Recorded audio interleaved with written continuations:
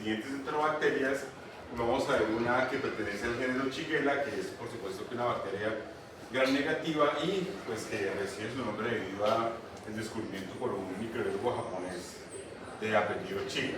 ¿Listo? La shigellosis es una enfermedad, digamos, no tan común en animales domésticos y la mayoría de los reportes se han hecho en monos y en aves. ¿Listo? Existe Shigella boidi, Shigella dysenteriae, Flexneri y Soneri, siendo boidi la más común de todas. Cuando crece en Hector, ¿cierto? Crece del mismo color de la gata. No sé si se acuerdan ustedes de Salmonella, que Salmonella crece como colonias negruzcas. ¿Estamos claros? Es decir, que si yo quisiera diferenciar fácilmente Salmonella de Shigella, pues la siembro en la gata Hector, ¿cierto? Y la Salmonella me da un color negruzco, ¿cierto? Negro, mientras que Shigella pues da un color del mismo, toma el mismo color de la gata. ¿Listo? Shigella en particular, ¿cierto? Que es de la que más se ha escrito este tipo de estrategias, tiene diferentes formas de ingresar al cuerpo. La forma más común en que entra la Shigella al cuerpo es a través de unas células que se llaman células de microvellosidades o micropliegues o células M. ¿Listo? A partir de la entrada de estas células M, pues pueden ser capturadas por macrófagos a nivel intestinal y pues de ahí inducir la activación inmune a nivel de la submucosa y pues inducir la respuesta inflamatoria. Adicionalmente, muchachos, Shigella fue un modelo para el estudio de una estructura que utilizan las bacterias que se llama el sistema de secreción tipo 3. Ustedes lo van a ver así como T3SS. Entonces, el sistema de secreción tipo 3, si vemos esta gráfica, ¿cierto? Abajo aparece la Shigella y arriba aparece la célula blanca, en este caso el enterocito, y funciona algo muy similar a una jeringa. Por supuesto que no requerimos a perdernos todas las proteínas, pero vamos a decir que lo que hace la Shigella es que se une al enterocito e inyecta una proteína efectora.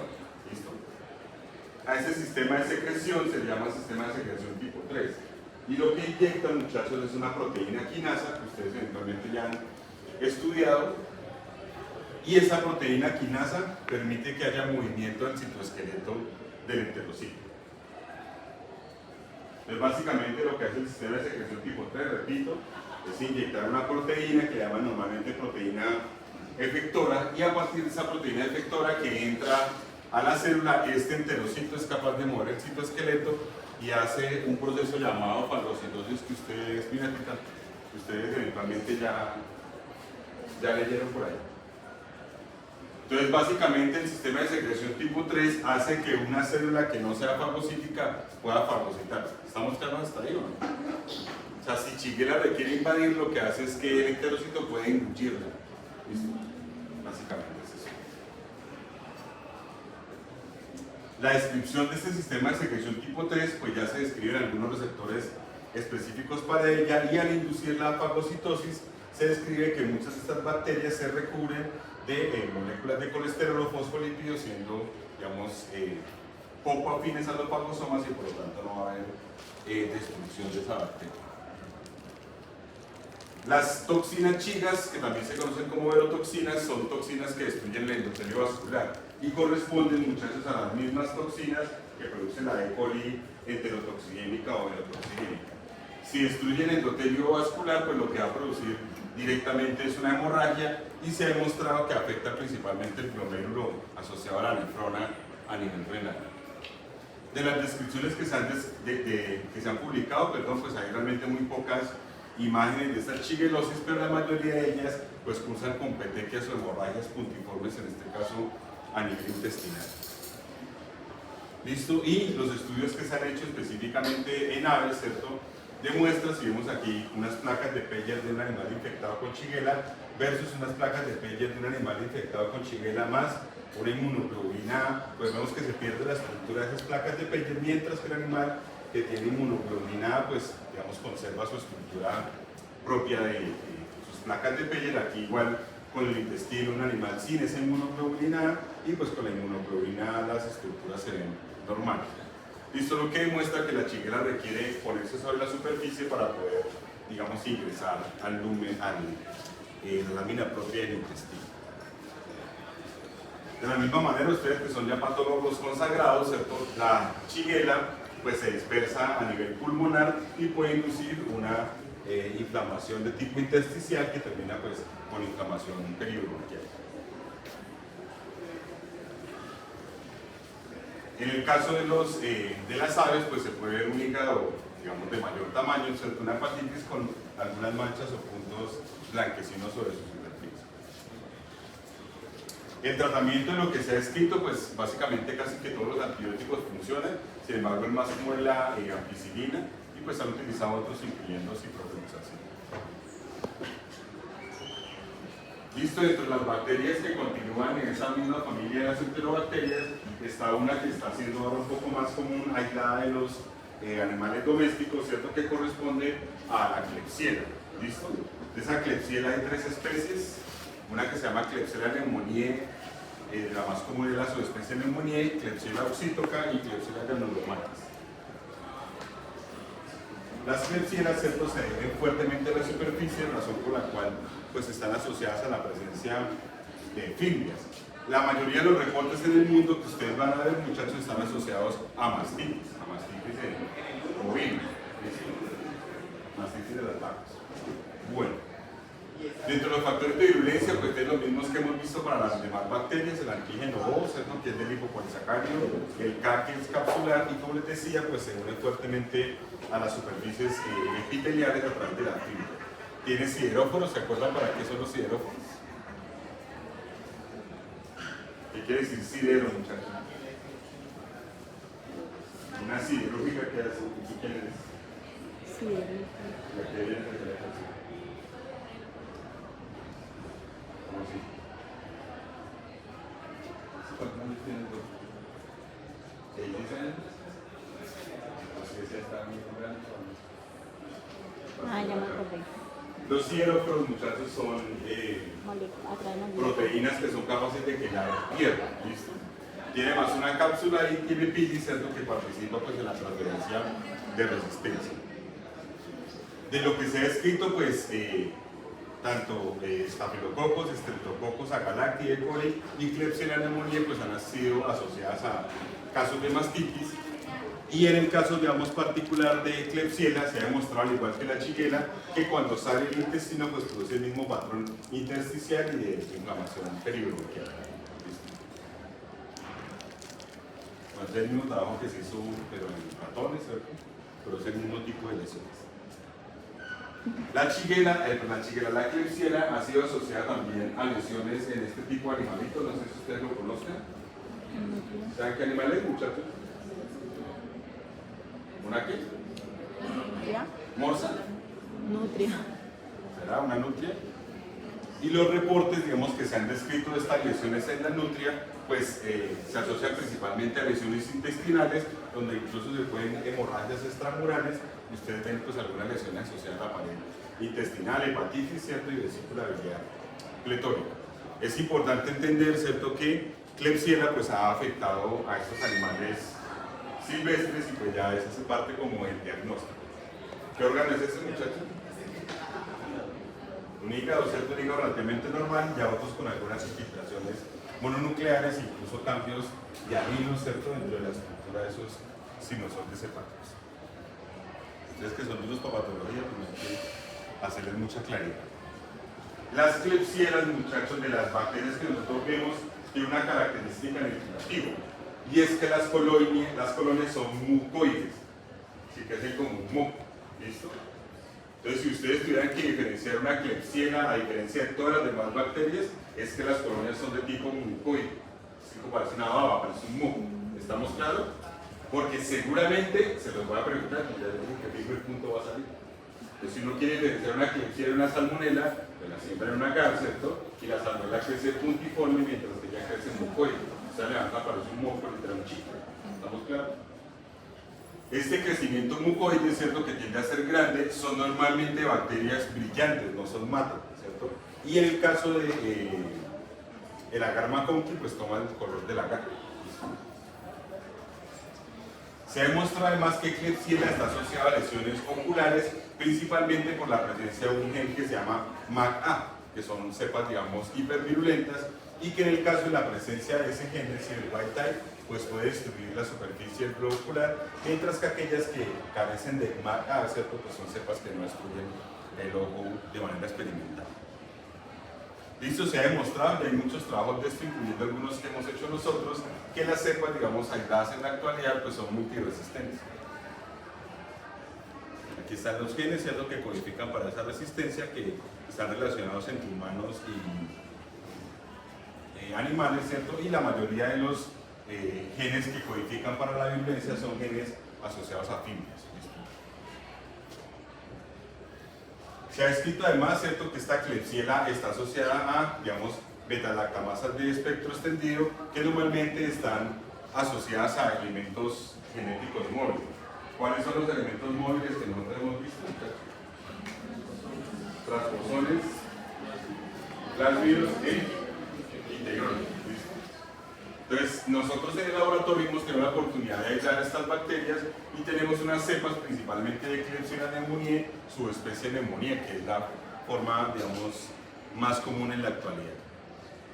Y esos son los trabajos que se han hecho principalmente en animales que adquieren infecciones directamente en los hospitales, ¿cierto? Y como ustedes ven, todos corresponden al mismo clon. En este trabajo lo que se demostró, ¿cierto?, era que los animales llegaban sanos a la clínica y de la clínica salían infectados con Klebsiella. ¿Estamos claros? ¿Pasará eso aquí en el hospital de nosotros? Pues no sabemos. Sin embargo, si hay casos de infección del tracto urinario, ¿cierto?, que normalmente son crónicas, ¿cierto?, que hemos trabajado ya con antelación.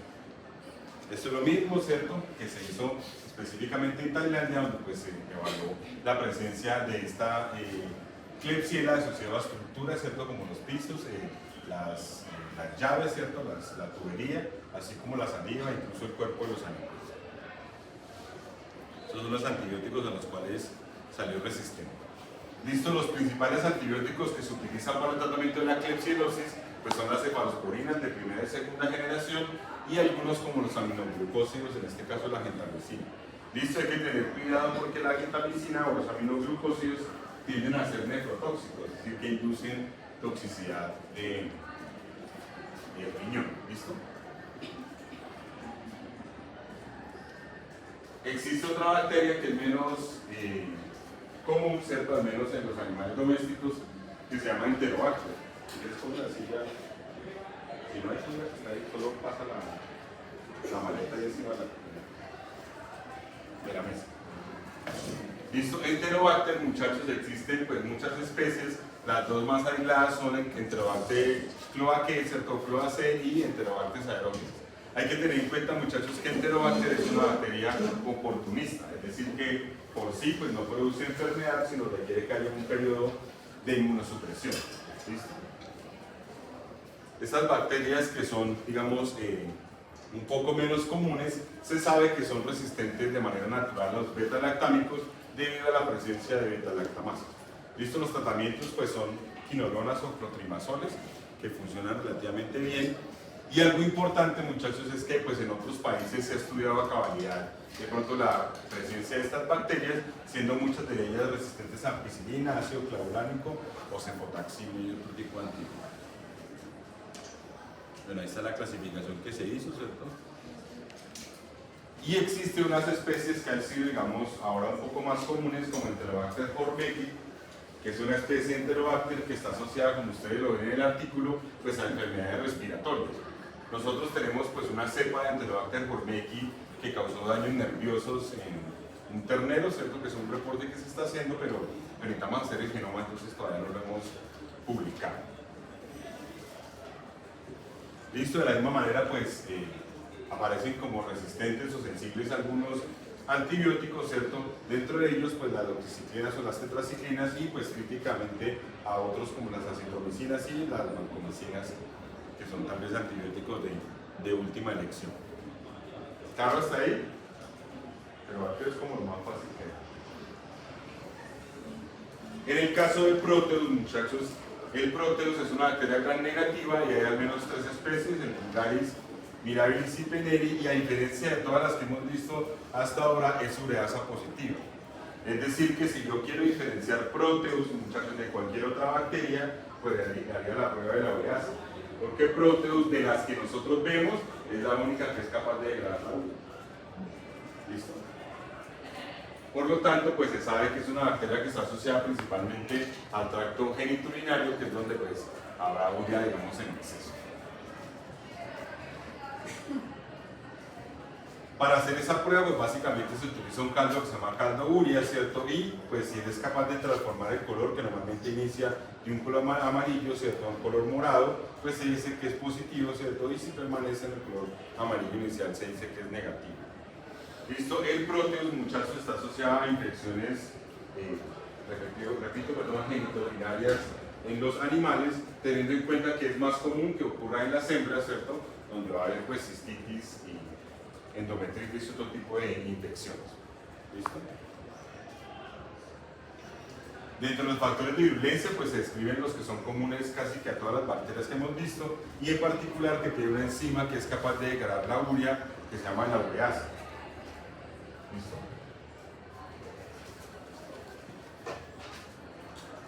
Se ha hecho igual la sensibilidad a los antibióticos, ¿cierto?, que eso realmente varía, y pues lo más importante pues es entender la relación entre la Proteus, ¿cierto?, tanto mirabilis, vulgaris como peneri, con las infecciones del tracto respiratorio inferior. ¿Es tan amable leer lo que dice en voz alta, por favor?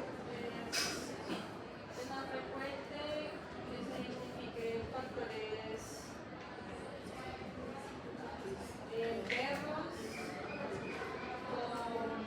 ¿Pero qué es lo que estás diciendo? ¿Si quieren coherencia de lo que estás diciendo? Entonces,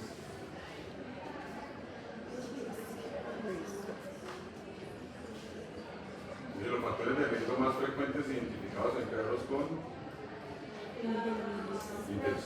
infección del tracto urinario asociado a Proteus mirabilis,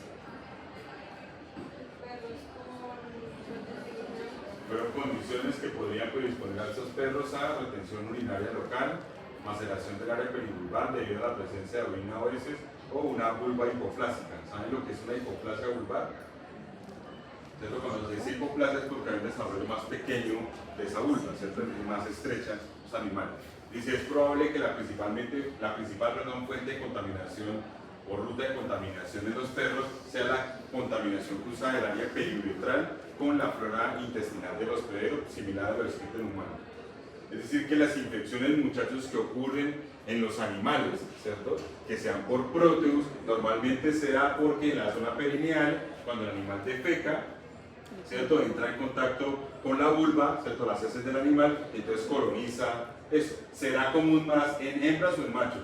En hembras. ¿Estamos claros? Ahora pregunta, si le sale un parcial, por ejemplo, de microbiología, ¿cierto?, ¿por qué es más común que haya infecciones por Proteus en hembras que en machos? ¿Cuál será la respuesta? Por la ubicación de la Una vulva. contaminación cruzada, ¿cierto?, digamos en esa zona perineal. Entonces, si uno ve una infección es más probable, ¿cierto?, que se infecte una hembra, que se infecte un macho, además, pues por supuesto por la uretra extraperineal. ¿Listo? Y pues por supuesto que esto permitirá que haya prevención, ¿listo?, de este tipo de infecciones, que es muy similar a lo que ocurre, como dicen humanos.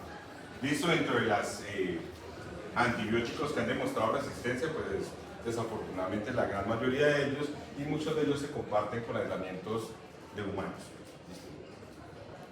¿Claro hasta ahí o no? No es tan difícil.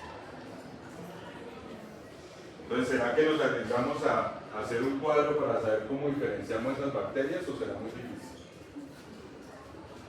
¿Cómo hago para diferenciar una coli de las demás bacterias, muchachos? Una E. coli.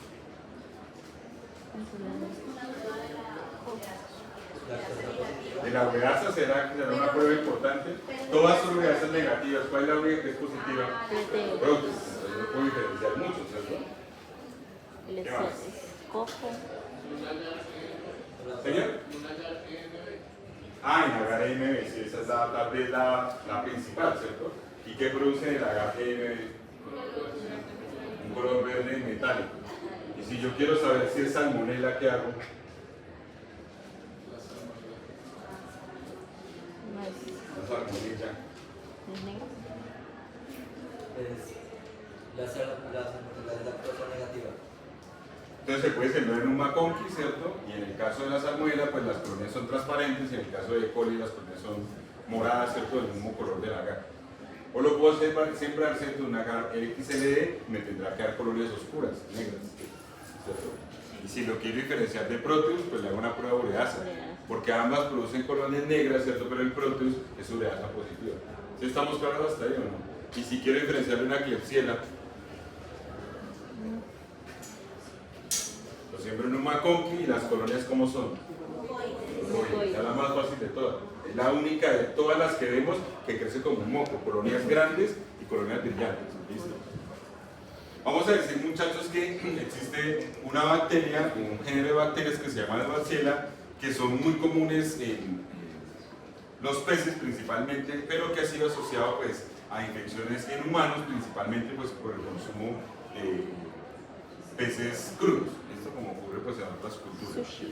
Existe específicamente pues Edwardsella tarda, Ictaluria anguilarum. En mi caso pues yo he trabajado con Edwardsella tarda y pues Edwardsella Ictaluria hace parte de las bacterias que afectan al Ictalurus puntatus, que es el bagre de canales estadounidense o americano.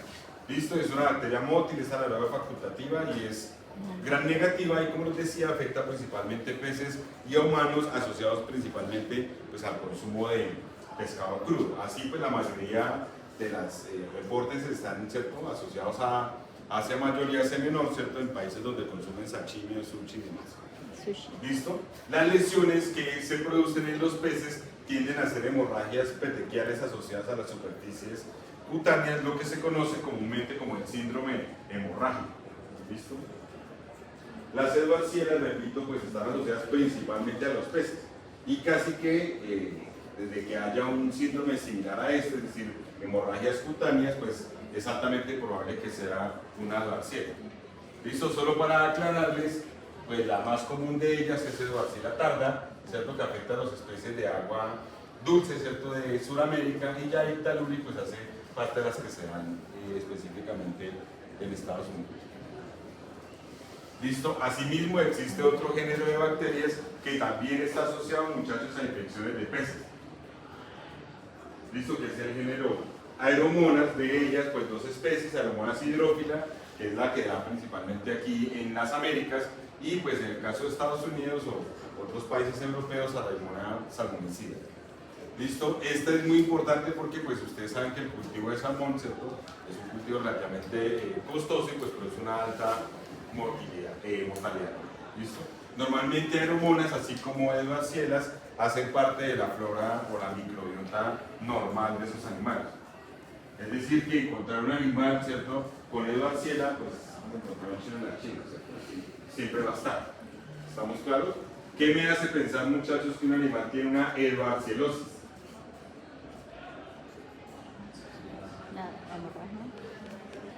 Hemorragias que petequiales, ¿cierto? Normalmente pues en las bases de las aletas o pues asociadas al cuerpo del humano. ¿Listo? Aeromonas salmonicida es un parásito obligado, ¿cierto? Es decir, hace parte de los salmones como tal, pero se considera una bacteria oportunista, es decir, que está asociada pues a una inmunodepresión de estos animales. En los humanos normalmente pues están asociadas a la infección de las heridas, ¿cierto?, que se hacen en los momentos de captura o por el contacto con agua contaminada, y normalmente el tipo de problemas que producen en humanos pues son diarreas del tipo autolimitante. Listo, las aeromonas son más estudiadas en el mundo, principalmente porque en el caso de los salmones produce una enfermedad muy importante que se llama furunculosis. Listo, que produce una alta mortalidad en los animales. En Aeromonas hydrophila se puede cultivar en agar sangre, ¿cierto? Si se cultiva en agar sangre, ¿qué esperamos que tenga esa bacteria, muchachos? ¿Para qué yo siempre una bacteria en agar sangre? ¿Para qué ustedes sembrarían una bacteria en agar sangre? ¿Para qué?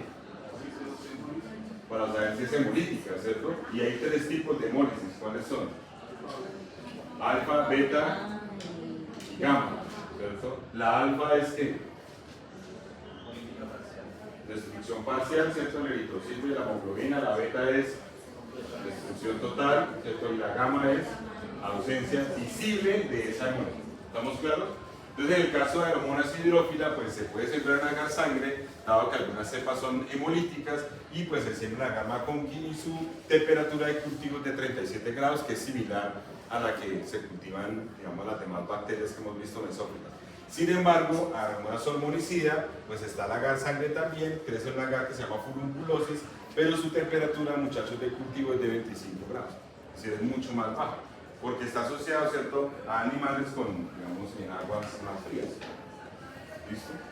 El tiempo de cultivo, como ustedes ven, pues es mayor, ¿cierto? Es decir, sobrepasa las 24 horas, que es lo que nosotros hacemos, digamos, normalmente en el laboratorio.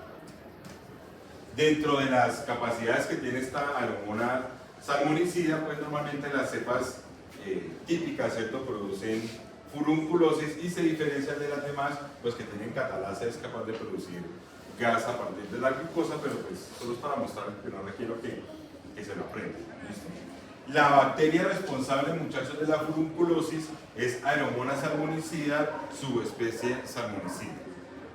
Listo, repito, la bacteria que es responsable de la furunculosis es Aeromonas salmonicida, subespecie salmonicida. ¿Listo? Así como ustedes se acuerdan, ahí está Streptococcus X, subespecie X, y Streptococcus X, subespecie Zoetropoda. ¿Listo?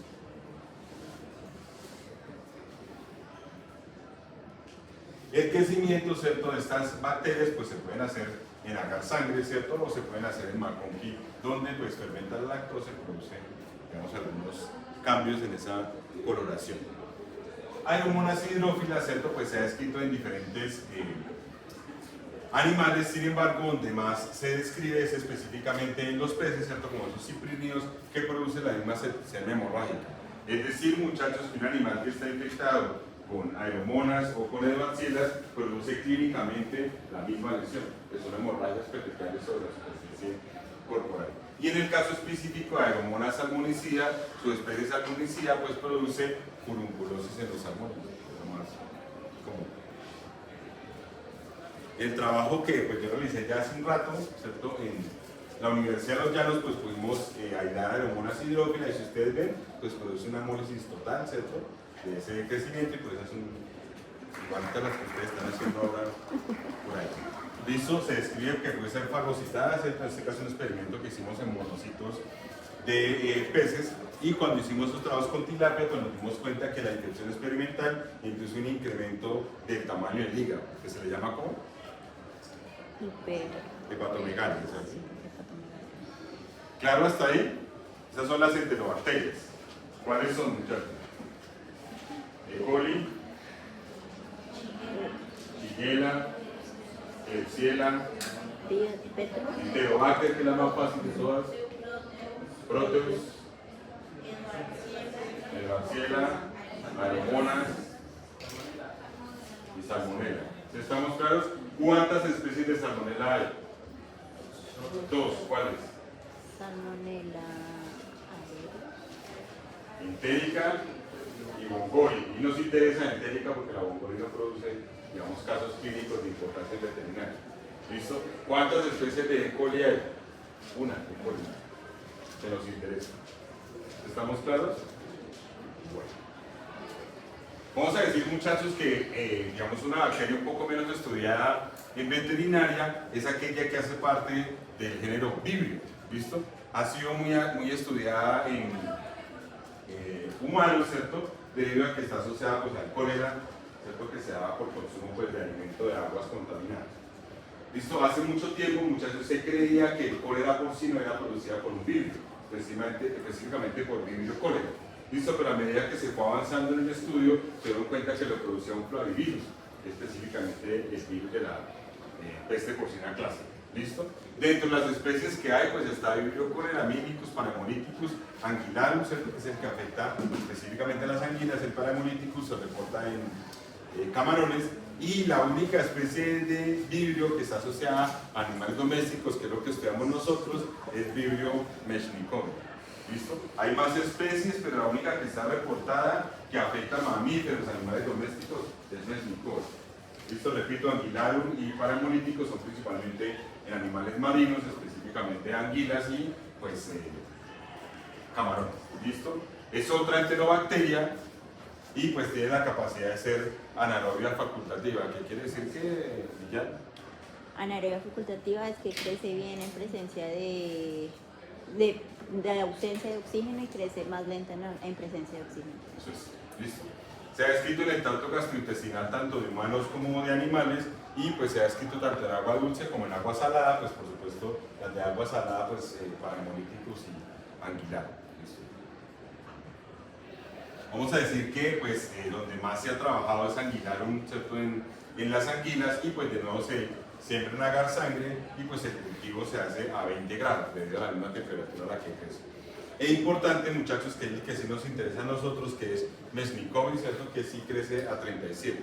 Entonces se dan cuenta, ¿cierto? Las bacterias que afectan a peces marinos normalmente tienen temperaturas más bajas a las cuales se cultivan. Esto porque la bacteria per se crece a temperaturas menores.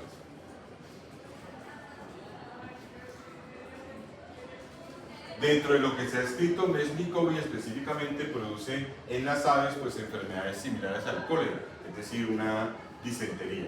¿Listo? Y en el caso de Vibrio anguilarum, pues produce pues, necrosis de la piel en esas anguilas, ¿cierto? Que normalmente generan alta mortalidad, razón por la cual pues, han sido, digamos, muy estudiadas. Y para hemolíticos, pues está asociado a envenenamiento, ¿cierto? O a intoxicación alimentaria, principalmente cuando infecta, ¿cierto? O contamina los camarones. ¿Listo? Estamos claros hasta de los crustáceos que se consumen marinos. Por eso, digamos, al menos en algunos países, ¿cierto? Que tienen zonas costeras, pues lo que más estudian es cómo eliminar vibrio para hemolíticos porque produce, digamos, intoxicación en los humanos relativamente fuerte. Listo, este vibrio Mesnicovi, pues crece como ustedes lo ven ahí, ¿cierto? Y las colonias que son levemente hemolíticas, pues se ven como bacterias gram negativas. ¿Listo? Las gram negativas tiñen de qué, muchachos? De rosado, ¿cierto? Rojo. Las gram negativas, ¿sí? Sí. ¿No? Las gram negativas, ¿de qué tiñen, muchachos? ¿De qué color? Rosado. ¿Y cuál es la coloración que los tiñe? La marina o China. La fuchina penicada, ¿cierto? Están con unos duros, pues.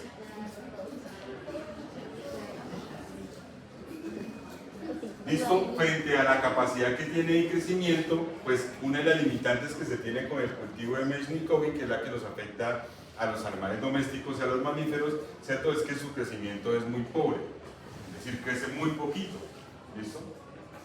Entonces no se sabe realmente si es que no hay muchos reportes, pues que los cultivos pues no crecen fácilmente, ¿listo? Y el tiempo de crecimiento pues supera al que nosotros utilizamos en el laboratorio, que pues es mayor de las 48 horas. Se han descrito, ¿cierto?, lesiones principalmente en peces, dada esta Mesnicovi, ¿cierto?, principalmente en los esturiones. ¿Conocen los esturiones, muchachos? No. Los asipenses, por allá, donde toman el caviar. ¿Se han visto el caviar? Sí, las hojas de los peces. No sé si hayan comido porque siempre es costoso un caviar de esos. Pero esos animales pues, son animales muy grandes, en los cuales les extraen específicamente eso. Esos animales tienden a presentar ascitis. ¿Saben lo que es ascitis? Muchachos que estudian ascitis. La presencia o un exceso de líquido a nivel abdominal. Creo que se conoce como hidropesia. ¿Listo? Y muchos de estos pues presentan lesiones, ¿cierto? Asociadas al hígado e incluso pues al intestino. ¿Por qué les muestro la imagen? Pues aparte de que es realmente el único reporte que hay, es que normalmente se espera que el Vibrio Mesnicovi, ¿cierto?, sea una bacteria que solo afecta a animales domésticos, y principalmente mamíferos, ¿listo? Pero ya se ha reportado pues, en otras especies, en este caso, pues peces. ¿Listo? Ese pez no se cultiva acá, normalmente es asociado a zonas de California, ¿cierto?, del Mediterráneo y demás. Dentro de lo que se ha escrito, pues son las características propias de esas bacterias, ¿cierto? Pero lo más importante es que la mayoría de ellas, en este caso de hormonas, tanto salmonicida como hidrófila, son beta hemolíticas, ¿listo? Y pues Vibrio Mesnicovi se ha reportado con variabilidad en esa hemólisis. ¿Cuál es la importancia, muchachos, de que tenga beta hemólisis? ¿Por qué queremos saber si una bacteria es beta hemolítica o no? Eso es la beta hemólisis, pero ¿de qué sirve saber qué es beta hemolítica o no? Porque cuando una persona llega a un hospital y tiene un estreptococco con estafilo, lo primero que hacen es saber si es hemolítico o no. ¿Por qué? ¿Sí será? Pues si llega sin hemorragia, cuando tiene diarrea, tiene pústulas, tiene todo. Entonces recordemos, muchachos, que las bacterias que son beta-hemolíticas son más patógenas, son más peligrosas que las que son alfa o gamma-hemolíticas. Entonces la mayoría de las infecciones que son producidas por bacterias beta-hemolíticas tienden a ser fatales. Entonces los tratamientos que hay que hacer son más agresivos. La mayoría de esas bacterias son resistentes por esta vancomicina. Entonces pues no va a funcionar. ¿Listo? Existe, muchachos, otro grupo de bacterias, ¿cierto? Que ya no son enterobacterias, que corresponden a aquellas del género Listeria. Dentro de las que están descritas, muchachos, pues las que son asociadas a lesiones en animales son Listeria monocytogenes y Listeria ivanovi. Sin embargo, ustedes van a revisar que la mayoría de los trabajos que hay en el mundo y principalmente en Colombia están asociados a intoxicaciones alimentarias, principalmente en derivados lácteos, ¿cierto? De ellos el más común, el queso. ¿Listo? Entonces se ha demostrado que hay infecciones o intoxicaciones alimentarias que ocurren por la proliferación de listeria en queso. Y de hecho que hay una profesora muy juiciosa, que no sé si todavía está vinculada a la universidad, que intentaba aislar precisamente listeria de quesos que se vendían pues aquí en el Tolima, que es la profe Martarillo Campo. ¿Listo? Son bacilos que son gram positivos, ¿cierto? Son anaerobios facultativos y se pueden aislar de diferentes fuentes, ¿cierto? Normalmente en pH superiores a 5.5. Crece en agar sangre, ¿cierto? Pero no en McConkey, dado que son gram positivos. Y repito, las dos especies más importantes que les preguntaré eventualmente es monocitógenos e ivanovi. ¿Listo? Son hemolíticas y son pues patógenas para los animales. Listo, la infección producida por listeria pues se llama listeriosis, ¿cierto? Y en el caso de ivanovi, muchachos, está asociado a un proceso de aborto. ¿Conocen ustedes lo que es el aborto, muchachos? ¿O no? ¿Usted conoce lo que es el aborto? ¿No lo sabes? ¿Por qué no sabes? ¿Cuántos años tienes? ¿15 años? ¿Tienes 15 años de verdad? Estás bien chiquita, tú eres mayor. ¿Sí? ¿Qué es el aborto, señor? Ya lo miramos, tienes 15 años. 15 años estás viendo la universidad. ¿Es lo que sucede?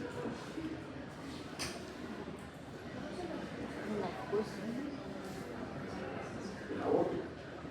Ya que cualquier persona de esta edad y más en una universidad debería saber eso. Por solo de educación sexual básica. Es el aborto. Cuando se dice, por ejemplo, que un perrito o una perrita abortó, ¿qué fue lo que pasó? La expulsión. Entonces dicen que una vaca abortó, ¿qué pasó? ¿Estaba preñada o no estaba preñada? Entonces, ¿qué es el aborto? La expulsión del feto, ¿no? La expulsión del feto que normalmente nace muerto, ¿cierto? Nace muerto. Porque si nace vivo, pues uno dice, es un parto prematuro. ¿Sí estamos claros hasta ahí? Y el aborto, ¿cierto? Tiene mucha importancia porque los tiempos o los periodos en los cuales se tarda en crecer ese animal, pues es un gasto, digamos, muy oneroso de dinero, ¿cierto? ¿Cuánto dura la gestación de una vaca? 9 meses, ¿verdad? 9 meses.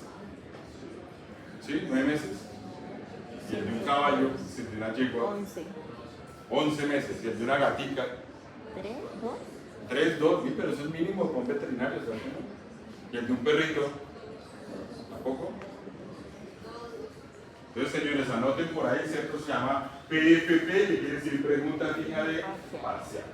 La primera pregunta que van a tener ustedes en el parcial, ¿cierto? Es ¿cuánto dura la gestación de los animales domésticos? Que busquen el marrano, ¿cierto? De las marranitas, de las yeguas, ¿cierto? De las vacas. Va a ser muy fácil. Así que ya tiene una pregunta ganada, ¿no? Fácil. Ahora pregunto, ¿será importante saber eso o no? Mínimo, ¿cierto? No puede uno saber que no sabe que es un aborto. Está complicada la cosa, ¿cierto? Bueno, no saberse su propia edad es más complicado. ¿Listo? Vamos a decir, muchachos, que en el caso de ivanovi, pues produce abortos, ¿cierto? Y en el caso de monocitógenes, normalmente la más común es la forma neural. ¿Listo? En el caso de la listeriosis de las ovejas, lo más común es la forma nerviosa. Y son animales, muchachos, que tienden a tener la cabeza inclinada, perdón, y que hacen algo que se llama circling o que se mueven en círculo, como si se persiguiera la cola. ¿Listo? Es una forma relativamente común de esta enfermedad y produce microabscesos, ¿cierto?, asociados al tallo cerebral. De eso ya hay más descripciones, ¿cierto?, que ustedes encontrarán en la literatura, pero la mayoría pues son animales que tienen, como les decía, la cabeza, ¿cierto?, inclinada, digamos, una parálisis facial. Muchos de los animales no pueden prensar el alimento, ¿cierto? ¿Cómo prensa una oveja el alimento? Por ejemplo, una vaca, ¿cómo come lo que come? Con la lengua, se saca la lengua, enrolla y jala. Y un equino, con los dientes y los labios, y una oveja, con un tenedor, ¿sí? Igual que la vaca, también saca la lengua y enrolla y jala. Sí, tiene una lengua tan grande, no creo. Entonces, ¿cómo hacen? Con los dientes, pica con los dientes. ¿Sí? Esos animales, normalmente por tener parálisis facial, pues ustedes lo pueden ver pues con alimentos, ¿cierto?, directamente en la boca. ¿Listo? Bueno, ahí está, ¿cierto? Solo con la cabeza inclinada, que es lo más común. Digamos que se ve. Eso también pasa en perros, ¿cierto, profe? ¿Señora? En perros también pasa. ¿Cierto? En perros también da listeriosis, sí, solo que es menos común. Casi todos los reportes en el mundo, ¿cierto?, son de ovino. ¿Listo? Y lo que se presenta, como ustedes ya son patólogos consagrados, pues es la presencia, ¿cierto?, de neutrófilos asociados al el tallo cerebral, ¿cierto?, que son pues conocidos como microabscesos. Ahí está, esto que se llama infiltración mononuclear perivascular. Ustedes lo conocen en el bajo mundo como, no lo vieron en patología, no puedo creerlo. Se llaman manguitos perivasculares. ¿No han visto nada de eso todavía? Qué mal. Yo pensé que ya lo han visto, pero en inglés se escribe perivascular coffin, ¿cierto? Pero se le conoce, muchachos, como manguitos perivasculares y normalmente hace referencia a que las células inmunes se están infiltrando alrededor de los vasos sanguíneos. ¿Listo? Ustedes lo van a ver en enfermedades herpesvirales y de pronto por allá en un parcial que tengan ustedes de parasitología, de patología. ¿Listo?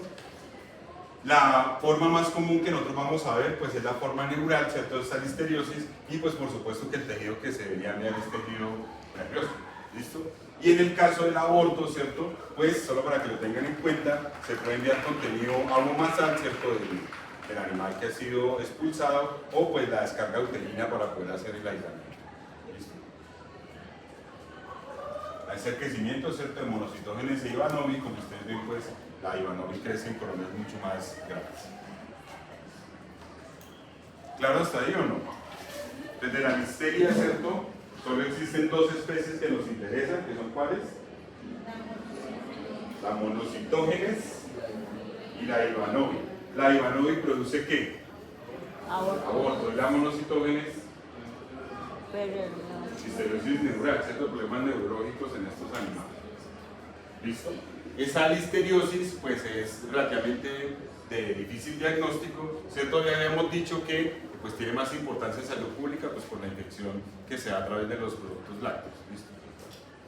Vamos a ver otra bacteria que es un poco menos común, ¿cierto?, en los animales domésticos, que se conoce como Corynebacterium, que son bacilos gram positivos que pues hacen parte de la flora normal, ¿cierto?, es decir, de la microbiota normal de la piel de humanos y algunos animales. Sin embargo, pues se han descrito, bueno, cuando se la utilización, que parecen letras chinas, ¿cierto?, que tienden a concentrar pues, los colorantes en uno de sus extremos, y pues hay algunas coloraciones vitales que se utilizan para ello.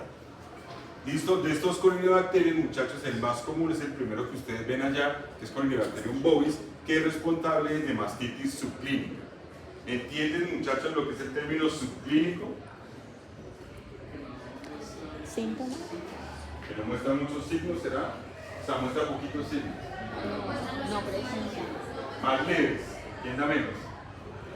Creo que no presenta, ¿no? Que no muestra signos, muy bien, ¿cierto?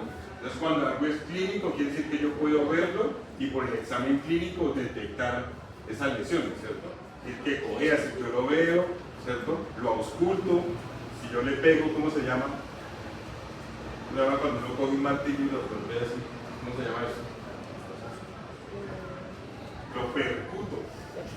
¿Cierto? Yo lo percuto, pues puedo escuchar los sonidos. ¿Listo? y ver qué tal su lesión a mate, timpánico, bueno, todo eso que ustedes verán en su medicina interna o en su semiología. ¿Listo? Si yo hago esos exámenes, muchachos, y no detecto ningún signo, decimos que es de tipo subclínico. Es decir, la lesión que tiene no la puedo ver a través del examen clínico. ¿Estamos claros? Entonces, en la mastitis clínica, que es la más fácil de todas, pues si uno ve que las glándulas mamarias están inflamadas, pues se tiene mastitis. No tiene que hacer nada más. Mientras que en la mastitis subclínica, que es más crítica y lo dan ustedes en enfermedades infecciosas, pues yo no puedo ver la lesión, tengo que analizar la leche para saber qué está pasando dentro del animal, que yo no puedo verlo a simple vista. ¿Estamos claros hasta ahí? Entonces ustedes a la final, lo más difícil en veterinaria es estudiar lo subclínico, porque lo clínico uno lo ve.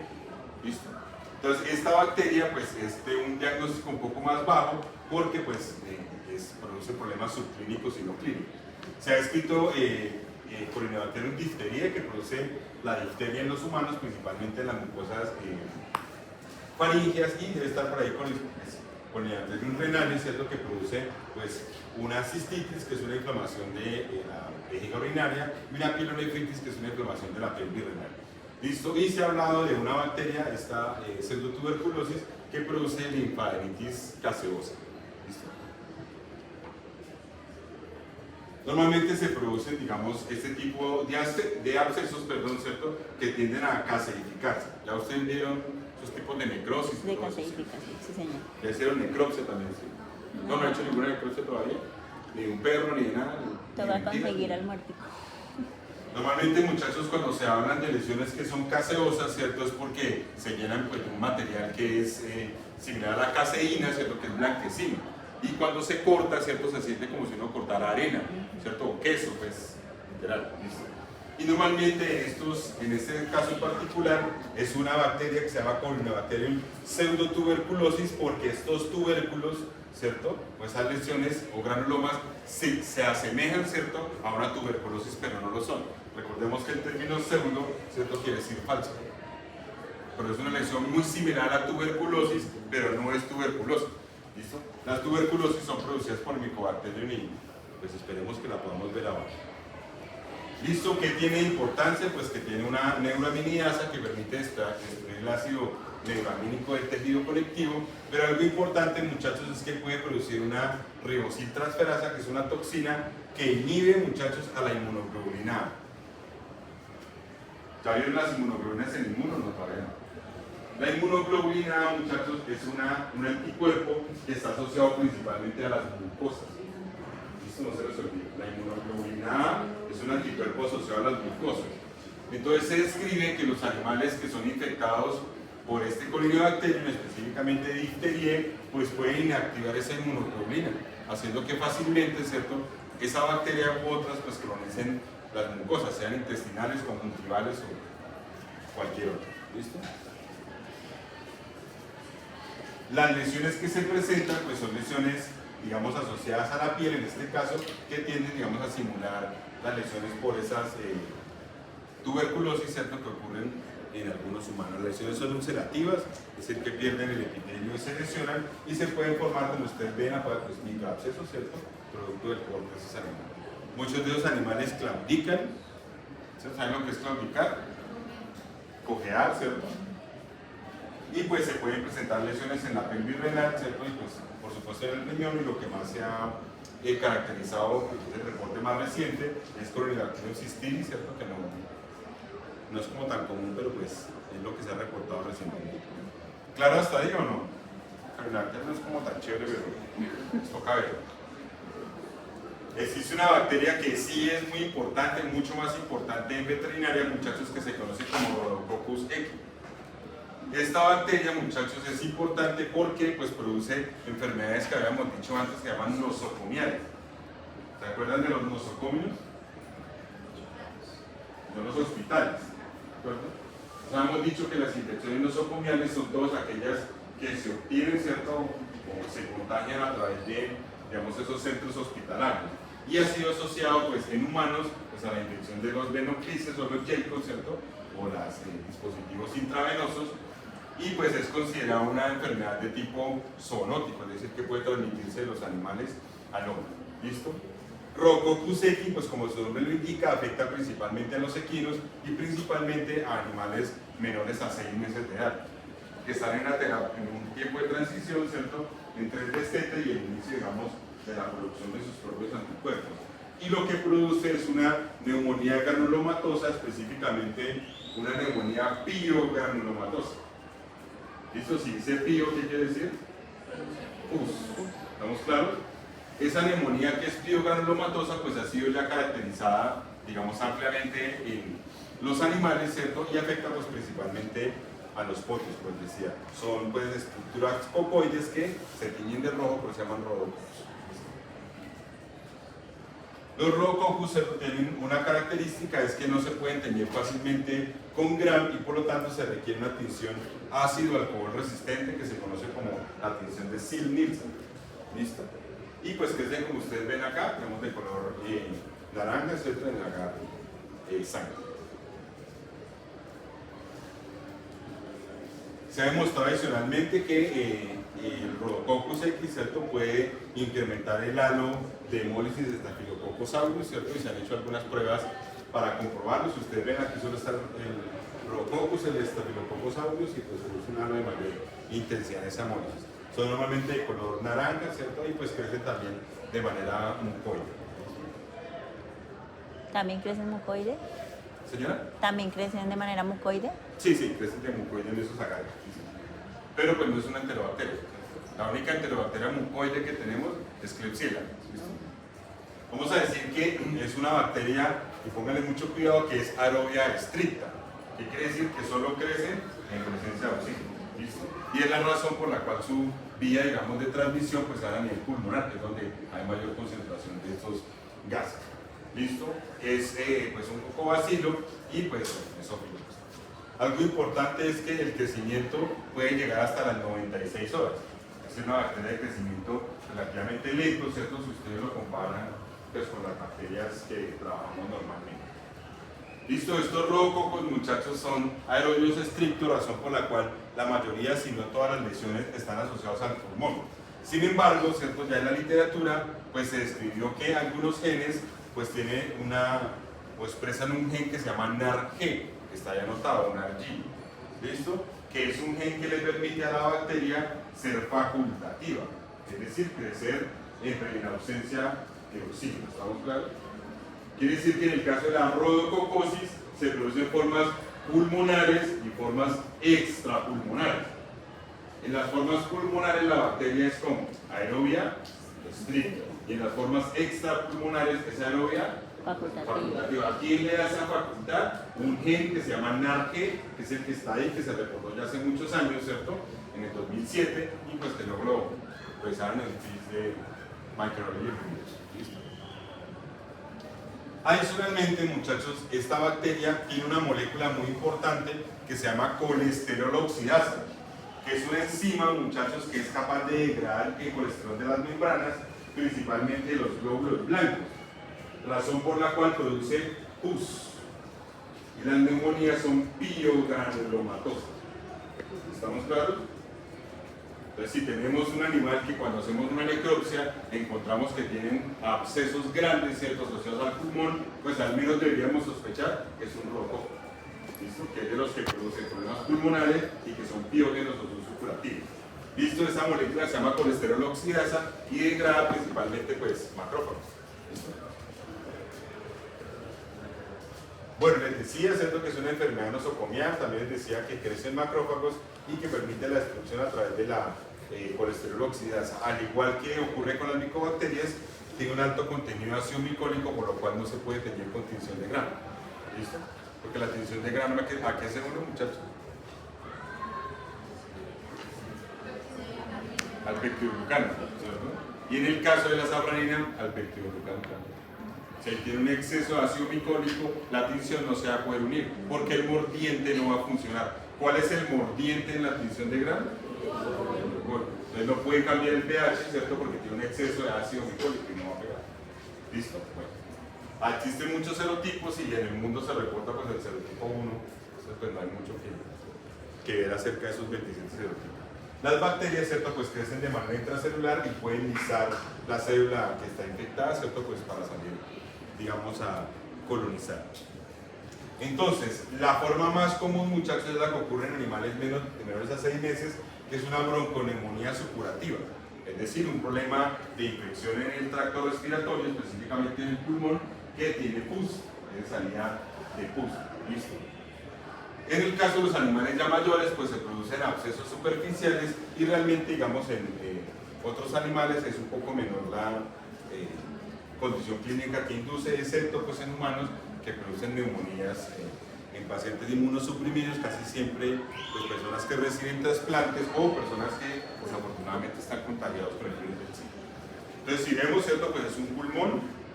¿Qué le ven de diferente, muchachos? ¿Está normal? ¿No? ¿Cierto? La coloración será esa. Un poquito diferente, ¿cierto? Pero algo importante, muchachos, es que vemos en su parénquima, ¿cierto?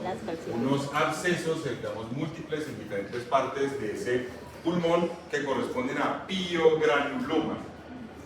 Es decir, que si yo lo cortara o lo chuzara con una aguja, ¿cierto? ¿Qué sacaría? Pus. ¿Estamos claros hasta ahí? Piogranuloma. Y se le llama comúnmente pues neumonía piogranulomatosa o supurativa. ¿Listo? Eso mismo se ha escrito pues en animales más pequeños, como ustedes ven acá, ¿cierto? Pues es una gran cantidad de abscesos que parecen como gran yemas de huevos, ¿cierto? Y pues por supuesto que con el tiempo puede cambiar a un patrón, digamos, calcificante, ¿cierto? Y pues puede afectar diferentes partes del pulmón. ¿Listo? Ahí la descripción dice que tiene un contenido cremoso, dulce. Claro, hasta ahí, ¿o no? Entonces, si pensamos en rodococos, pensamos en qué? En pulmón, siempre pulmón. Es el primero que debemos buscar. ¿Listo? Entonces, si tenemos un animal que sospechamos que es rodococos, en la necropsia, ¿qué vamos a buscar? El pulmón, porque es el sitio más probable de aislamiento de esa bacteria. Sin embargo, ¿usted qué órgano es ese, muchacho? Eso es muy fácil ya para ustedes, pues son anatomistas, anatomólogos, anatomisteros. Los ciegos, ¿cierto? Y si usted ve, ¿cierto?, asociadas a cintillas, ¿cierto?, o esas cintas que llaman, pues se ven una gran cantidad de abscesos, ¿cierto?, que demuestran que es una forma extrapulmonar. ¿Listo? Y entonces, ¿qué diferencia esta bacteria que está aquí de esta bacteria que está aquí? Que es anaerobia facultativa. ¿Pero qué diferencia la bacteria? ¿Pero qué tiene la bacteria que no tiene la otra, muchachos? La expresión de un gen, ¿cierto?, que le permite sobrevivir en ese, digamos, ambiente extrapulmonar o de anaerobiosis, de anaerobiosis facultativa. ¿Listo? Y ustedes van a encontrar en literatura, ¿qué órgano es ese? Pulmón. ¿Pulmón? Sí. ¿Y eso que está aquí qué es, muchachos? Vean la mano. Están todos señalados, regañados. Eso que está aquí. Por supuesto que es una rodococosis, ¿no? Porque si eso es una rodococosis, no la mostraré una E. coli también, ¿cierto? Si esto es un pulmón, esto que está aquí, ¿qué es? El absceso. El absceso, ¿cierto? Es decir, pus, ¿estamos claros? Y a veces se ven esto que está aquí, que son células gigantes de cuerpo extraño, ¿cierto? Que se llaman ¿cómo? ¿Cuál es el nombre técnico de las células gigantes de cuerpo extraño, muchachos? Sí, ¿verdad? ¿Qué están eso? ¿Cómo se llama, no? ¿No han visto eso? Tampoco. Ya, pero ¿qué han visto ustedes? Las células de Langhans y eso nunca las estudiaron. ¿Sí? Y pues por inmunohistoquímica, muchachos, se demuestra que los macrófagos pues, pueden fagocitar la bacteria. Todo lo que ustedes ven en color café es avidina biotina que está señalando específicamente a los rodococos, ¿cierto? Y pues como ven, todos son intracelulares. ¿Cómo se le dice a la célula gigante, profe? Langhans. ¿Langhans? Sí. Sí, señora. ¿Listo? Pues se han demostrado que son resistentes, la mayoría de ellas a meticilina, ¿cierto? Que son, digamos, antibióticos, digamos, de uso común, ¿cierto? Para los animales. De las bacterias que hemos visto, muchachos, ¿cuáles producen diarrea? E. coli, imposible, esa es la más fácil. ¿Qué más? La salmonella o la salmonela. ¿Qué más? Mucha diarrea, muchachos. Sí, la protuberancia. Estas diarreas autolimitantes en los humanos, ¿quién la produce? ¿Habrá alguna que produzca aborto? Sí. Tenemos una, ¿cuál? Varicela Ivanov. ¿Habrá una que produzca problemas urinarios? Sí, ¿Cuál? La prótesis y el Corynebacterium renal. Bueno, muchachos, ya faltan como 2 bacterias nomás para terminar. Vamos a ver una bacteria, muchachos, que es responsable de una infección en los cerditos principalmente, que se llama erisipela. La infección o la enfermedad se llama erisipela porcina. La bacteria se llama Erysipelotes russophatia y por supuesto que su género es Erysipelotes. ¿Listo? Esta bacteria tiene una capacidad que es intracelular facultativa, es decir, que puede vivir por dentro, por fuera de la célula y tiene una alta sobrevivencia en células polimorfonucleares, es decir, en neutrones. ¿Listo? Además es que no es facultativo, ¿cierto? No tiene endospora, no tiene cápsula, no tiene absolutamente nada. Dentro de lo que hay, muchachos, ustedes lo verán luego en sus enfermedades infecciosas, pues hay dos, digamos, procesos que se producen. ¿Listo? Unas cepas muy virulentas que normalmente producen muerte sobreaguda, que normalmente tiende a ser muerte súbita, es decir, que no se alcanzan a ver los signos clínicos de la infección. Y la forma más común, por lo menos para nosotros, afortunadamente, son las cepas que circulan, que son de mediana virulencia, que nos permiten pues, ver los signos clínicos asociados a la enfermedad. Listo, la forma más común de la enfermedad, muchachos, es la forma cutánea, es decir, la forma en la cual se producen lesiones directamente en la piel. Listo. De todas las formas, repito, la cutánea es la de más fácil diagnóstico. Esta bacteria, muchachos, tiene la particularidad de que produce hialuronidasas y neuroaminidasas, es decir, tiene la capacidad de destruir fácilmente el tejido conectivo. ¿Listo? Y esa destrucción del tejido conectivo pues hace que se incremente, muchachos, la fragilidad vascular. Recordemos que el tejido conectivo es el que se requiere para sostener los vasos sanguíneos. Por lo tanto, si yo rompo el tejido conectivo, el vaso sanguíneo fácilmente se rompe. Y entonces vamos a ver estos animales que se van a ver hemorragias cutáneas, ¿cierto? Por debajo, pues por supuesto, del epitelio. Se han descrito que, al igual que, por eso lo verán en enfermedades infecciosas, tiene un antígeno protector que se llama furina y que pues inhibe, digamos, la capacidad inhibitoria de algunas anticuerpos. ¿Listo? Y el tratamiento que se utiliza principalmente son beta-lactámicos, el que mejor ha funcionado es penicilina G, bien sea procaínica o sólica. Entonces, lo que más se presenta, que son en los marranitos, pues son las formas septicémicas, que son menos comunes, ¿cierto? Muy difíciles de diagnosticar, y la forma más común es la forma urticarial, o la forma que produce urticaria, ¿listo? O lesiones cutáneas, principalmente hemorrágicas. Y ustedes van a encontrar que se le llama la enfermedad, ¿cierto?, de la piel de diamante, como lo ven ahí. ¿Listo? Y se da porque las hemorragias que se producen de manera romboidal, como si fuera un rombo. ¿Listo? También puede producir endocarditis vegetativa o poliartritis en sus formas crónicas. Les pregunta, de todo lo que hemos visto hasta ahora, ¿cierto?, pues la erisipela o erisipelotis altera las válvulas cardíacas. ¿Habrá alguna otra infección donde se alteren las válvulas cardíacas? ¿Cuál, cómo, por qué, dónde? ¿Cómo? Es una pregunta de parcial. Nombren las dos bacterias que producen problemas valvulares en los animales de las visas en clase. Tendrán que hablar muchas. ¿Habremos visto alguna de esas, muchachos, o no? Les sugiero que las revisen, ¿listo? Les sugiero respetuosamente. ¿Listo? Produce endocarditis vegetativa, principalmente asociada pues, a las válvulas, ¿listo? Y pues poliartritis, donde se afecta pues, directamente la cápsula articular. Listo, las lesiones que se producen, como ustedes lo ven acá, pues todo lo que ustedes ven en rojo, ¿cierto?, corresponde a la hemorragia, y lo que ustedes ven en blanco, pues corresponde a la piel normal.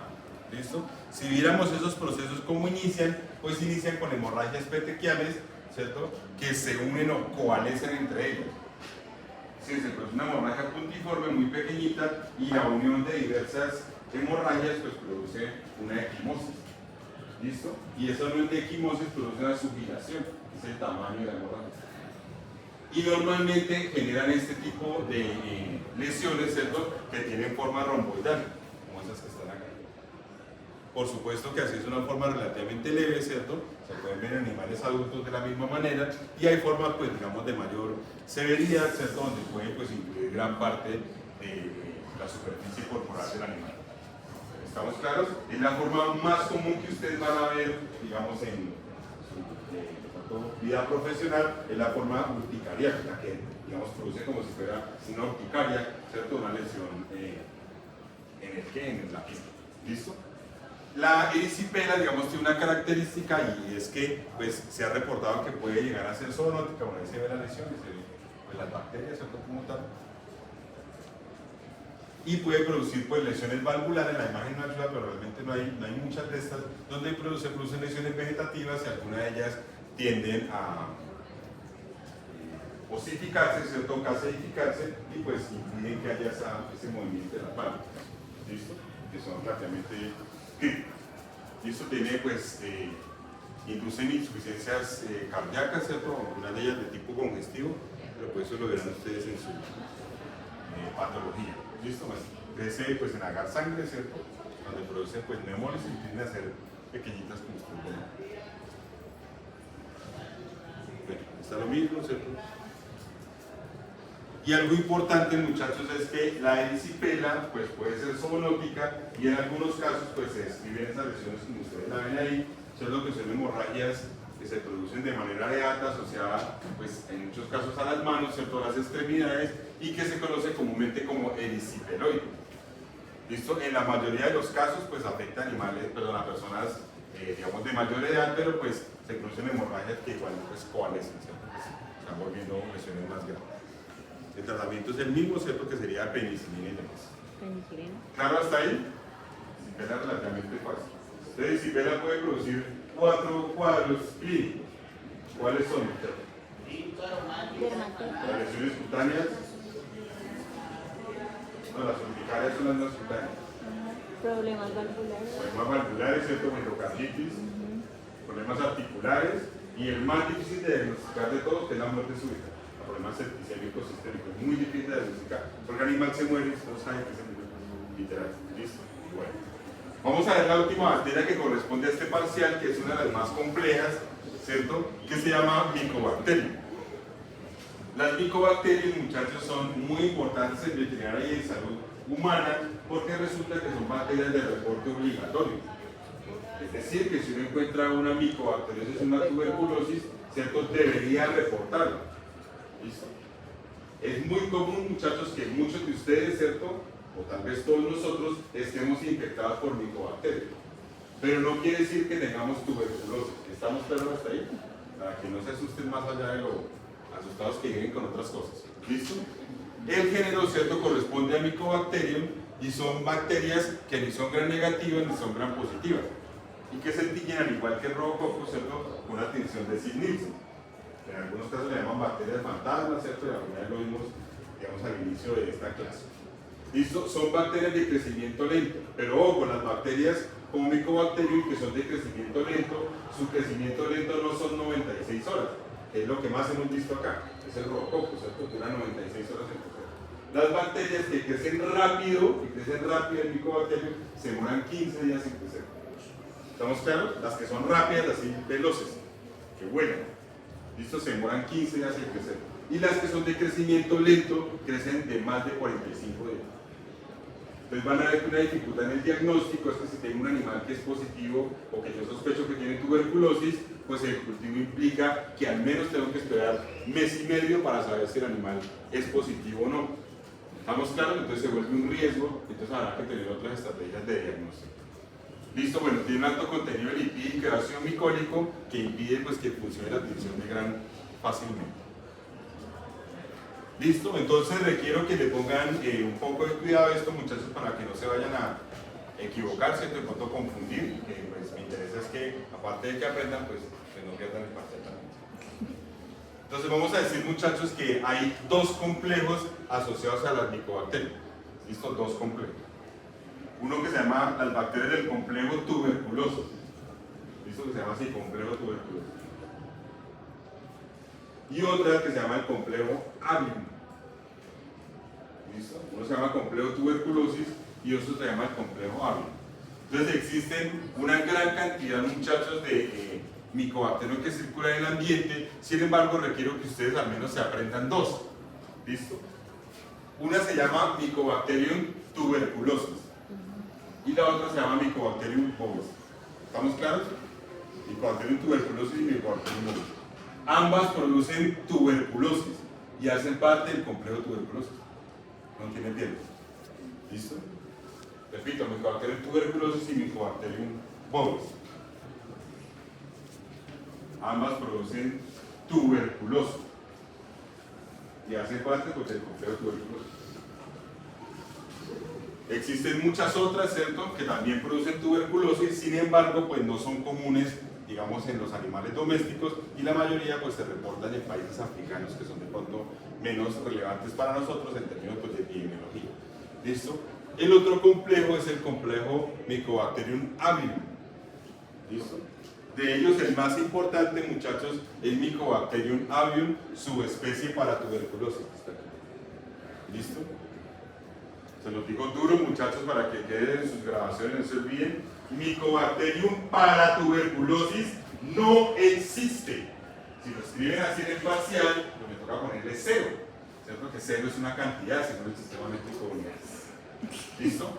Se llama Mycobacterium avium, subespecie para tuberculosis. No existe Mycobacterium para tuberculosis, muchachos. No existe. ¿Listo? Vamos a decir, muchachos, que la enfermedad que produce Mycobacterium tuberculosis y Mycobacterium bovis, ¿cómo se llama? Tuberculosis. ¿Estamos claros? Y la enfermedad que produce Mycobacterium avium, subespecie para tuberculosis, ¿cómo se llama? Paratuberculosis. ¿Estamos claros? Entonces, tanto tuberculosis como bovis producen tuberculosis. Y el complejo avium, ¿cierto?, que incluye Mycobacterium avium, subespecie para tuberculosis, se le conoce comúnmente como paratuberculosis. Y ustedes van a encontrar en la literatura como enfermedad de Jones, ¿cierto? O de Jones, o de John, como quieran llamar. Eso es irrelevante para nosotros. ¿Listo? La tuberculosis es en gran parte, si no casi que en todas sus formas, de manera pulmonar, afecta a los pulmones y procesos tubérculos pulmonares. Se llaman granulomas, una enfermedad y una inflamación crónica, ¿cierto?, del pulmón. Mientras, muchachos, la paratuberculosis produce enfermedad digestiva. La paratuberculosis es digestiva, si afecta el intestino. Y normalmente pues impide la absorción de nutrientes y son animales que van perdiendo peso, digamos, de manera ponderal, ¿cierto? Se van inflamando mucho, comen mucho pero no se engordan. ¿Listo?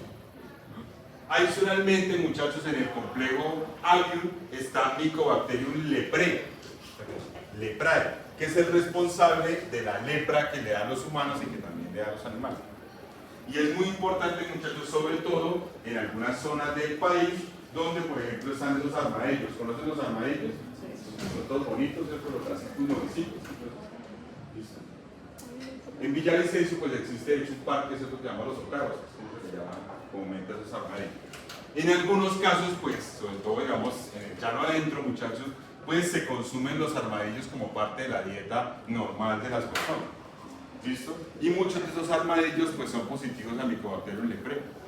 Entonces hay personas que se infectan con ese Mycobacterium porque lo consumen, ¿cierto?, de carne pues mal cocida o en la misma preparación. ¿Estamos claros? Bueno, vamos a decir esto. Bueno, hay otros que pues yo los he visto y los he trabajado con ellos, pero pues nunca solo he visto una persona infectada con Mycobacterium marinum, ¿cierto?, que afecta a los peces. Y me acuerdo tanto, es un señor peruano, ¿cierto?, que trabajaba con peces ornamentales y él trabajaba con esos escalares y demás y tenía una lesión en una cortada aquí en la frente y él trabajaba y se hacía así, luego le empezó a salir un granuloma así grandito, como un hueco así, ¿cierto?, porque es muy difícil de eliminar. Y pues nosotros hicimos el herramienta y era Mycobacterium marinum, ¿cierto?, propio de unos peces. Entonces, muchachos, para que tengamos en cuenta, si un animal o una persona, pues hablamos de animales que es lo que nos importa, están infectados con un Mycobacterium tipo tuberculosis o bovis, a esa enfermedad se le llama tuberculosis, sea cual sea esas dos especies. ¿Listo? Si está infectado por cualquier otra micobacteria, se le llama micobacteriosis. ¿Estamos claros? Ok. Si está infectado por el complejo tuberculosis, pues esa enfermedad se llama tuberculosis. Las dos más comunes, que son las mismas que les quiero que se aprendan, es tuberculosis y vómitos, no más. Hay muchas más, ¿listo? Pero las más comunes son esas. Y en el caso, ¿cierto?, de todas las demás formas de infección, se le llaman micobacteriosis. Estamos claros que permiten, pues, discernir eso. La tuberculosis tiene afinidad porque tejido, muchachos. El respiratorio, ¿cierto?, los pulmones. Ya hemos dicho que la paratuberculosis es digestivo, ¿estamos claros? Entonces, si le decimos, ¿qué muestra debería usted enviar para una paratuberculosis? ¿Qué enviarían usted? Intestino, ¿cierto? ¿Y qué muestra enviaría para diagnosticar una tuberculosis? Pulmón, ¿cierto? En el caso de los humanos se hacen vasicoskopia. ¿Alguna vez le han hecho alguna prueba de tuberculosis a ustedes? O sea que ustedes son bien jóvenes, ya cuando están más viejitos, entonces sí no van a hacer. Entonces le hacen una prueba de esputo y le hacen una función de Sieg-Nielsen. Y miran si en el esputo, ¿cierto?, ustedes tienen esas bacterias. Y hay muchas personas que son positivas a tuberculosis, pero no tienen tuberculosis. A pesar de que el micobacterium tuberculosis es un patógeno obligado. Porque es una infección crónica, entonces hay que darle unos añitos para que no se genere el insulto. ¿Estamos claros hasta ahí? Espero que no les pase. ¿Listo? Bueno, fácil. Bueno, esta bacteria, muchachos, como les decía, en el caso de tuberculosis, es un patógeno obligado. Entonces requiero, muchachos, que ustedes al menos pues se aprendan esto porque seguramente les preguntaré uno de esos medios. ¿Listo? Los medios de cultivo, el más común para cultivar es el agar que se llama Middelbruch o Middelbruch, como le quieran llamar.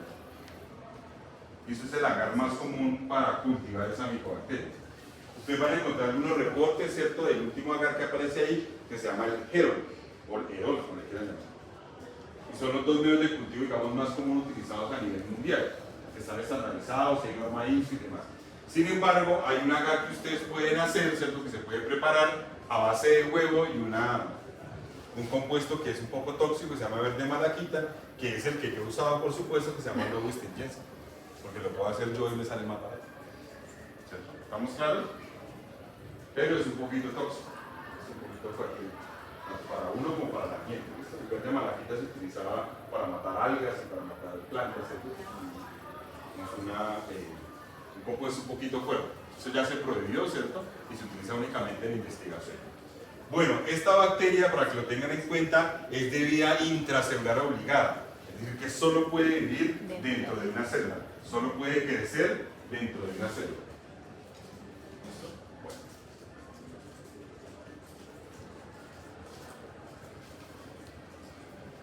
Dentro de lo que les decía, ¿cierto? Pues se tienen que tener con la atención de Sieg-Nielsen porque no aparece como gran negativa ni gran positiva, a pesar de que algunas de ellas tienen levemente gran positivas que le llaman, digamos, bacterias fantasma.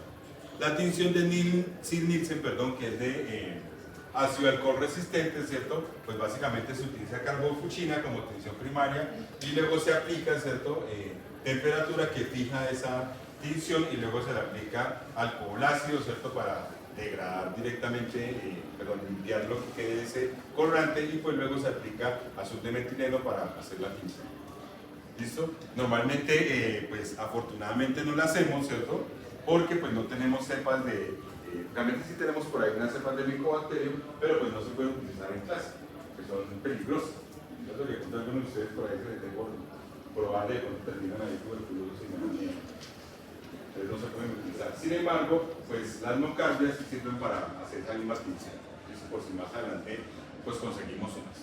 Bueno, vamos a decir que en el caso de esa micobacteria que tiene un alto contenido de ácidos micólicos, pues previene la acción de proteínas catiónicas. Recordemos, aunque no sé si lo hayan visto en su inmunología, que la mayoría de los péptidos antimicrobianos son de naturaleza catiónica. Es decir, que le permite que la bacteria no sea fácilmente eliminada por el sistema inmune. ¿Listo? También pues quedan los radicales libres, ¿cierto? E inhibe la acción del complemento.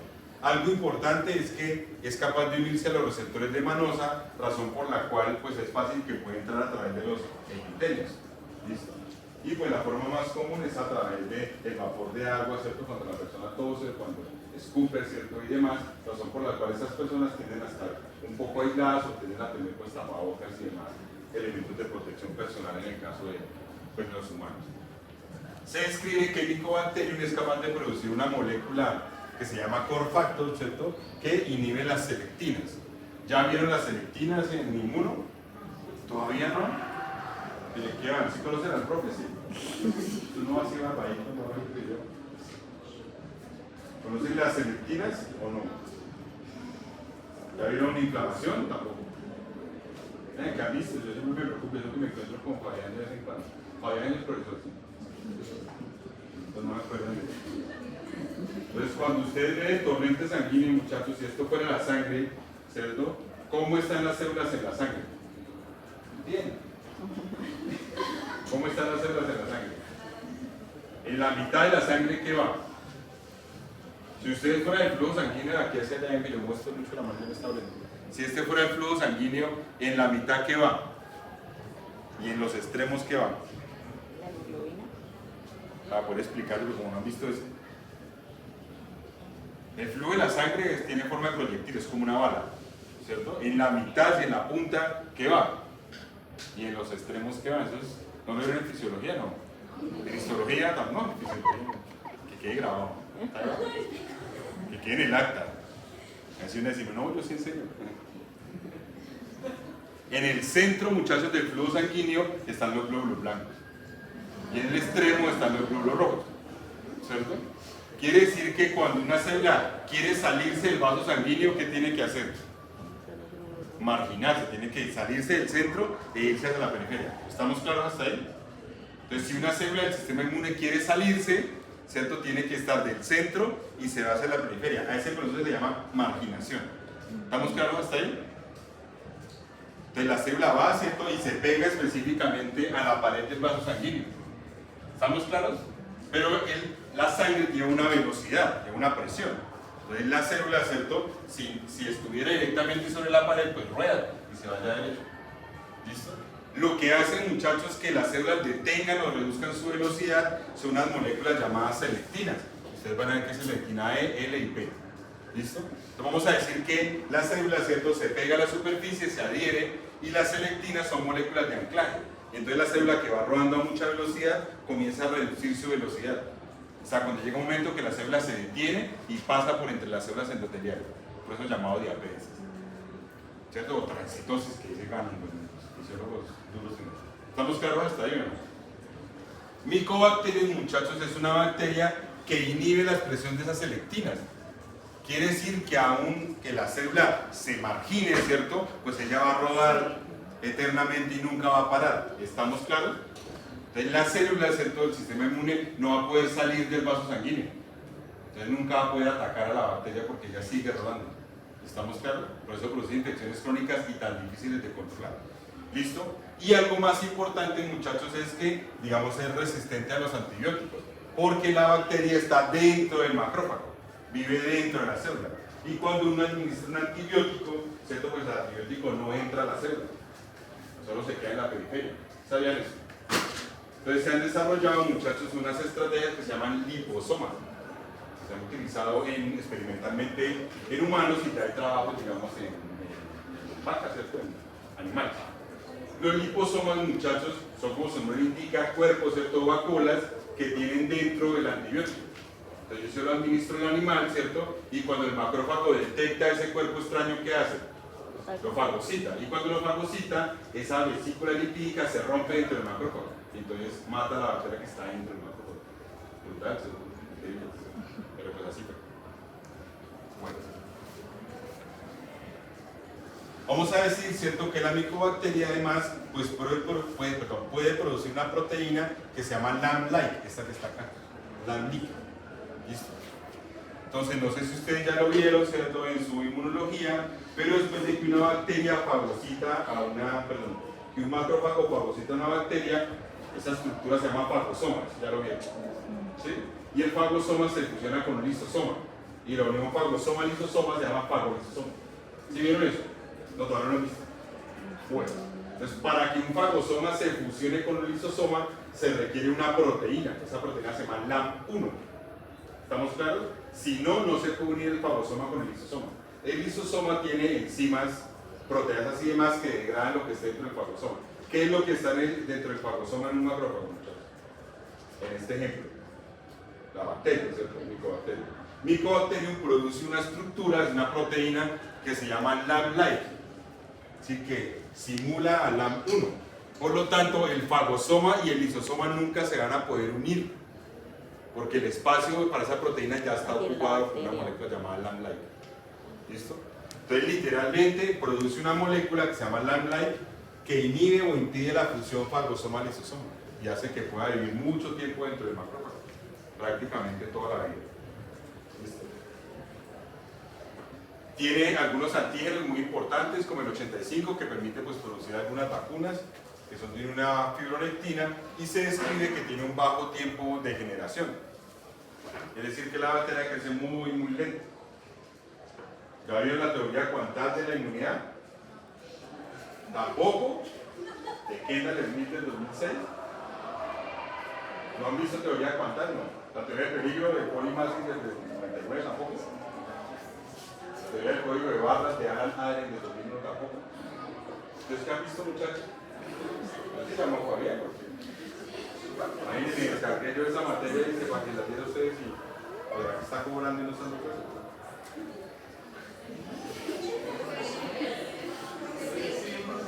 ¿Sí les ha dado clase o no?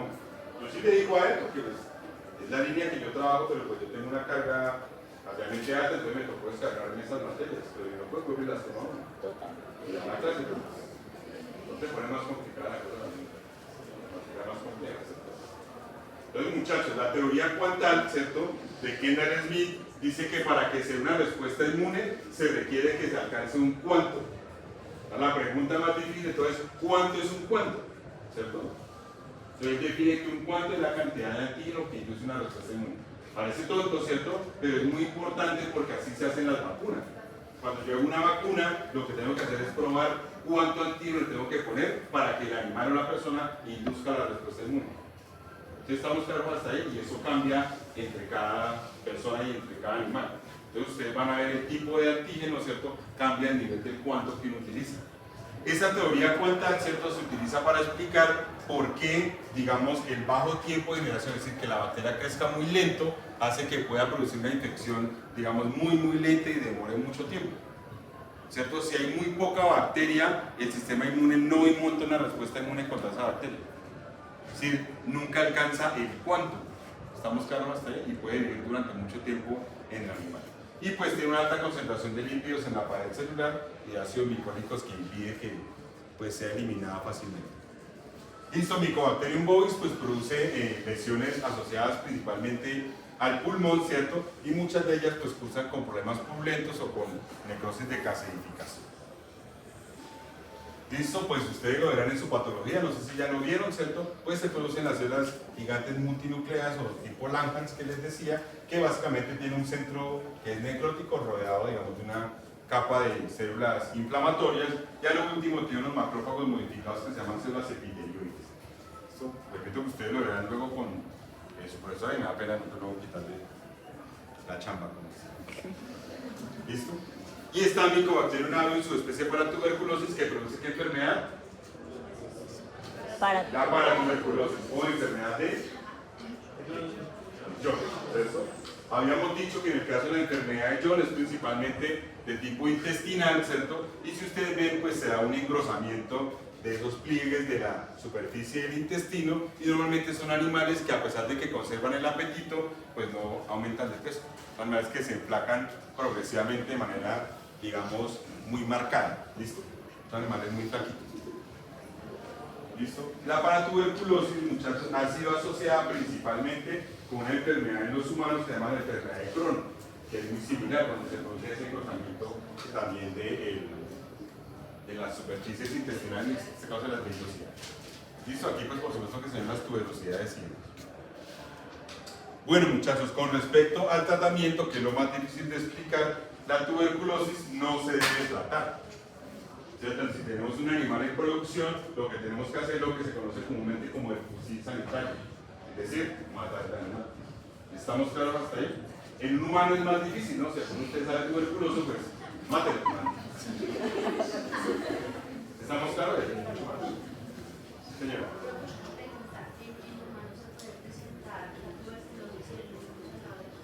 Sí, pues sí, claro. Lo que pasa es que en los humanos los tratamientos son muy agresivos. Los tratamientos son más fuertes que la misma tuberculosis.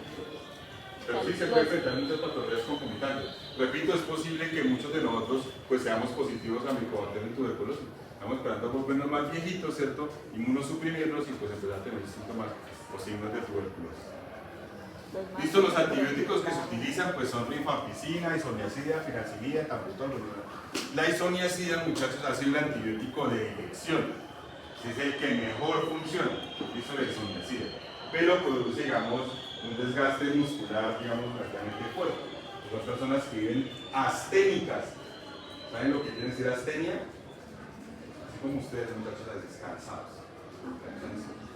Personas asténicas, son débiles, ¿listo? Y es por ese, digamos, efecto que tiene esa isoniazida. Les decía adicionalmente, muchachos, que se utiliza el liposoma, ¿cierto? Ese antibiótico encapsulado en vacuolas muy pequeñas. Y existe, ¿cierto?, un bacilo que se llama Calmet iguerin, ¿cierto?, o BCG, que sirve como vacuna. ¿Listo? Y pues hay vacunas de Mycobacterium bovis que se utilizan. ¿Listo? Por favor, revisen, muchachos, lo van a ver en el otro semestre, pues espero que pasen micro bien, ¿cierto? En infecciosas, por favor, revisen la prueba de tuberculina. Solo para que la revisen de pronto por ahí si algún día se les aparece. ¿Listo? Y hay una prueba, ¿cierto?, que van a ver que es cervical simple, cervical comparada y caudal, y esa es la prueba de paratuberculina o de ionina. ¿Listo? Bueno, señores, ¿claro ustedes para ahí? Sí. ¿Hasta dónde vamos? ¿Muy difícil? Son 16 bacterias nomás. Contadas. Profe, ¿es el tratamiento de la tuberculosis solo es para humanos? Sí. La prevención sí también puede ser para animales. Sí, digamos, se puede hacer tratamientos en los animales y la mayoría son para animales de, digamos, un alto valor genético, ¿cierto? Digamos, es como de, o sea, pero normalmente, digamos, en animales se da fusil sanitario y se les sacrifica. De hecho, si ustedes revisan, hay algunas, digamos, permisos que se presentan si solo, digamos, se afecta el pulmón pero no ha afectado el linfonodo, ¿cierto? Uno puede sacar esas vísceras y la canal seguir su venta normal, ¿cierto? Pero eso, no me sé la legislación exacta, pero sí se puede, digamos, un animal positivo, sacarle solo las vísceras, ¿cierto? Y dejar que se comercialice la carne en tuberculosis. ¿Listo? Para tuberculosis no sé. ¿Claro hasta ahí, muchachos? Sí, señor. Quiere decir, muchachos, que pues, la próxima clase pues no habría clase. La próxima clase sería... ¿Tienen algún problema con que la próxima clase sea parcial? Sí, ¿Hablen ahora o hablen ahora? Sí. Callan, pues,